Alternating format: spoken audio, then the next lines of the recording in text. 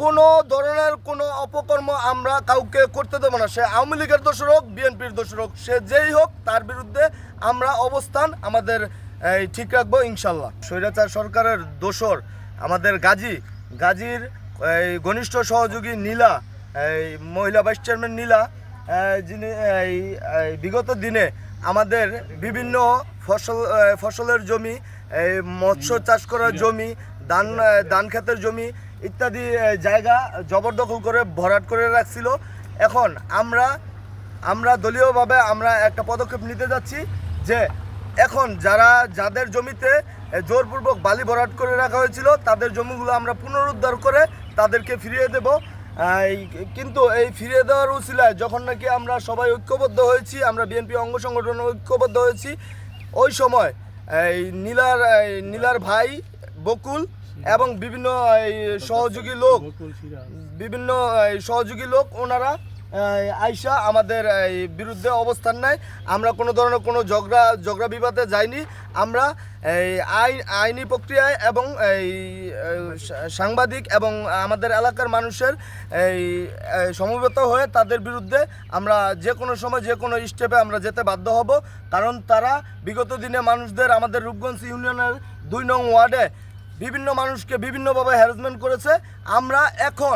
আমরা স্পষ্ট ভাষায় বলতে চাই, আমাদের রূপগঞ্জ ইউনিয়নে আমি যুবদলের পক্ষ থেকে বলতে চাই, একটি ক্রাইমও হতে দেব না। আমাদের রূপগঞ্জ ইউনিয়নের 2 নং ওয়ার্ডে কোনো ধরনের কোনো অপকর্ম আমরা কাউকে করতে দেবো না, সে আওয়ামী লীগের দোষর হোক, বিএনপির দোষর হোক, সে যেই হোক তার বিরুদ্ধে আমরা অবস্থান আমাদের ঠিক রাখবো ইনশাল্লাহ। নীলার ভাই শহীদ সিরাজ এবং বকুল তারা ভূমিদস্যু এলাকার যত জমি আছে তারা মনে করেন যে জোরপূর্বকভাবে বালু ফেলাইয়া ভরাট করে রাখছে। মানুষের ফসলি জমি তারা নষ্ট করছে। বালু ফেলাইয়া যারা দখলে জমি ছিল তাদেরকে এখন দখল উচ্ছেদ করে দিচ্ছে, তাদেরকে দখল দিতেছে না। দখল না দেওয়ার কারণে কিছু লোক জমি জামা কিনছে, তারা যদি এখানে সাইনবোর্ড দিছে, তাদের সাইনবোর্ড দিনের বেলা সবার সামনে সাইনবোর্ড তুলে লিয়ে গেছে গা। তো সিরাজ এবং বকুল তারা ভূমিদস্যু, তারা হইলো বালু ভরাট করে। যখন তার বোন ছিল নীলা, ফরদৌসী আলম নীলা থাকা অবস্থায় তারা এলাকায় ভূমিদস্যু চালিয়ে গেছে। এখনও নীলা পালিয়ে আছে, তারপরও সিরাজ এবং বকুল কীভাবে ভূমিদস্যুতা করতেছে সেটা আমরা এলাকাবাসী এখনও জানতে পারতেছি না, তারা কেন এরকমের করতেছে। তো এই সূত্র আমরা জানতে পারতেছি না। এখনও মানুষ সে হয়রানি হইতেছে কেন? কিছুদিন আগে তার বোনের জমি নিয়েতে জানতেছি যে সে ভূমিদস্যুতা, তার বোনের জামাই শুদ্ধ রিপোর্ট করতেছে। এখন আমাদের জমি আমরা জেলে, আমাদের লোকজনের ভাইবাদারের জমি আমরা উদ্ধার করতে গেলে আমাদেরকে দাও নিয়ে মারতে আসে, হুমকি দেয়, মাইরালাম, মামলা দেবো, এই করবো সেই করবো। কেন সিরাজ এটা কিভাবে সাহস পায়? লাগানোর পরে নীলার মায় দাও নিয়ে আসছে আর মহিলা লীগ কিছু নিয়ে আসছে, যেটা মহিলা লীগ নীলা পালিয়ে গেছে।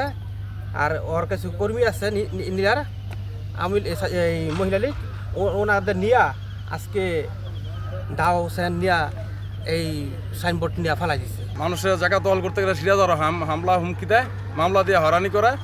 আর কিছুদিন আগে ওর বোনের জায়গা দল করে রাখছে, এখন মানুষের জায়গা দল করে রাখতে চাইতেছে। বকুল সিরাজ আর ওর মা মহিলা লীগের নেত্রী লইয়া সকালবেলা আমাদের সাইনবোর্ড ছিল। আমাদের বাপদাদার প্রত্যেক সম্পত্তি আমরা রক্ষা করতে চাই এবং বকুল সিরাজ তারা এই দেশের অনেক জমি জবরদখল করে ভরে রাখছে। এখানে আমরা আমাদের বাপদাদার বিডার থেকে আমরা এই ভূমিদস্যুর কাছ থেকে আমরা বাঁচতে চাই।